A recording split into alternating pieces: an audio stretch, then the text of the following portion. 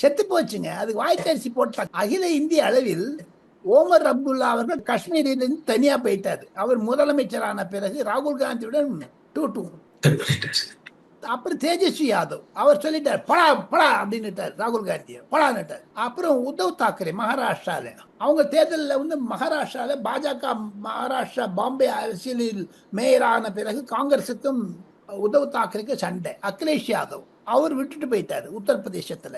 அப்புறம் பாத்தீங்கன்னா சரத்பவார், மம்தா பானர்ஜி, அரவிந்த் கெஜ்ரிவால் எல்லாருமே விட்டுட்டாங்க. அது தொங்கி நின்றது இப்படி இப்படி இப்படி தொங்கி நின்றது வெறும் ஸ்டாலின், மு கருணாநிதி, முத்துவேல் கருணாநிதி ஸ்டாலின் அதுன்னு விட்டாங்க. அவங்க அதையும் விட்டாங்க. எல்லாம் போச்சு மொட்டை. இந்தி கூட்டணி என்பது இல்லவே இல்லை அகில இந்திய அளவில். அதுக்கு யாராவது தலைவர் இருக்காங்களா தம்பி? செயலாளர் இருக்காங்களா? ஒண்ணுமே கிடையாது. அது செத்து போச்சு.